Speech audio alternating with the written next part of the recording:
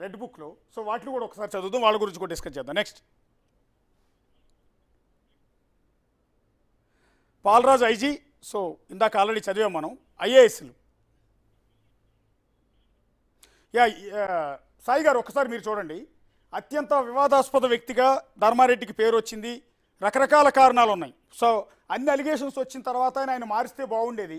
బహుశా తిరుమల లాంటి పవిత్ర స్థలంలో అన్ని వివాదాస్పద ఆరోపణలు ఉన్న వ్యక్తిని అలాగే కంటిన్యూ చేయటం కూడా అప్పటి ప్రభుత్వానికి, వైసీపీ ప్రభుత్వానికి తలనొప్పిగానే మారింది.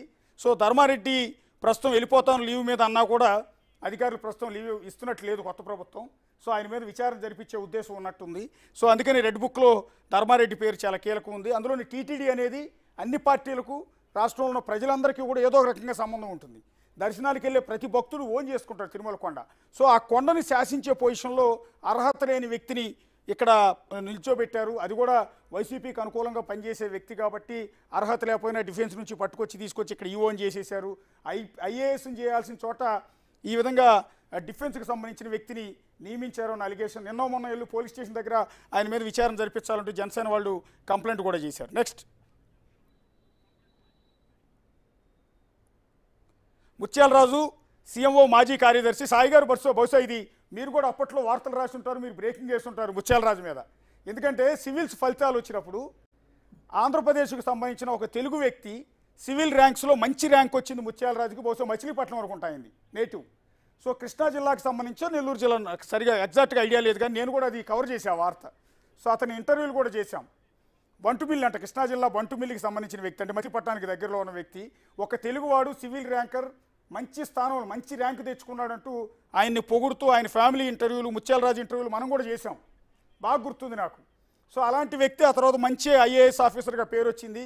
వైసీపీ ప్రభుత్వంలోకి వచ్చిన తర్వాత సీఎంఓ మాజీ కార్యదర్శిగా కూడా పనిచేశారు.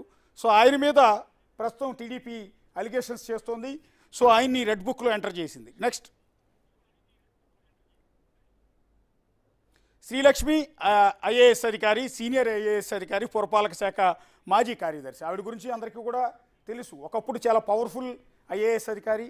ఆ తర్వాత రాజశేఖర రెడ్డి సీఎంగా ఉన్న సందర్భంలో గనుల శాఖ కార్యదర్శిగా ఆవిడ పనిచేసిన సందర్భంలో ఓబులాపురం మైన్స్ కావచ్చు, ఇతర మైన్స్ కావచ్చు, వాటన్నింటినీ కట్టబెట్టడంలో అక్రమాలకు పాల్పడ్డారంటూ అప్పటి సిబిఐ కేసుల్లో భాగంగా ఆమెని అరెస్ట్ చేయటం, చాలా కాలం జైల్లో ఉండి ఆ తర్వాత బయటకు వచ్చారు. ఆ తర్వాత తెలంగాణ కేడర్లో ఉన్న ఆవిడ్ని రిక్వెస్ట్తో జగన్మోహన్ రెడ్డి ఏపీకి తీసుకొచ్చి పురపాలక శాఖ కార్యదర్శిగా ఆవిడకి అప్పగించారు.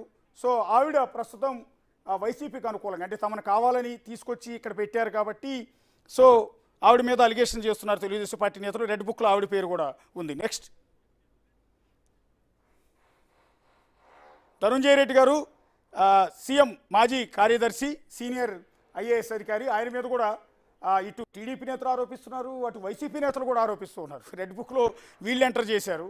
వైసీపీ నేతలు నిన్న జక్కంపూడి రాజా డైరెక్ట్గా ప్రెస్ మీట్ పెట్టి అలిగేషన్ చేస్తున్నారు. ధనుంజయ రెడ్డి లాంటి ఒక చెత్త అధికారి ఇంకెవరూ లేరు అంటూ డైరెక్ట్గా పేరు పెట్టి మరీ దిగుతూ ఉన్నారు. ఎందుకంటే సీఎం కార్యదర్శిగా ఉంటూ ఎమ్మెల్యేలు వచ్చినా కూడా ఆయన సీఎం దగ్గరికి పంపకుండా బయట గంటల కనీసం కూర్చోబెట్టకుండా నుంచోబెట్టి వెయిట్ చేయించేవాడు, ఇబ్బందులు పెట్టేవాడు, మనం తీసుకెళ్ళిన అర్జీలు కూడా పట్టించుకునేవాడు కాదంటూ అదే వైసీపీ ఎమ్మెల్యే, ఓడిపోయిన ఎమ్మెల్యే జక్కంపూడి రాజా డైరెక్ట్గా ఆయన మీద అలిగేషన్ చేశారు. ఇటు టీడీపీ నేతలు నారా లోకేష్ వీళ్ళందరూ చేసే అలిగేషన్ ఏంటంటే పూర్తిగా వైసీపీ కార్యకర్తలాగా మారిపోయి అనేక అంశాల్లో ఆయన వాళ్ళకు అనుకూలంగా పనిచేశారంటూ ధనుంజయ రెడ్డి మీద అలిగేషన్ చేస్తున్నారు. నెక్స్ట్, జవహర్ రెడ్డి మాజీ సిఎస్. బహుశా నిన్నే ఆయన్ని సెలవు మీద వెళ్ళిపోమని మౌఖికంగా ఆదేశాలు ఇచ్చిన నేపథ్యంలో ఆయన వెళ్ళిపోయినట్టున్నారు. నిన్న కొత్త సీఎంగా బాధ్యతలు చేపట్టబోయే చంద్రబాబు నాయుడు గారిని కలవటానికి వచ్చినప్పుడు మొహమాటానికి ఆయన జస్ట్ 2 నిమిషాలు మాత్రం కలిసి బయటికి పంపించేసినట్టున్నారు.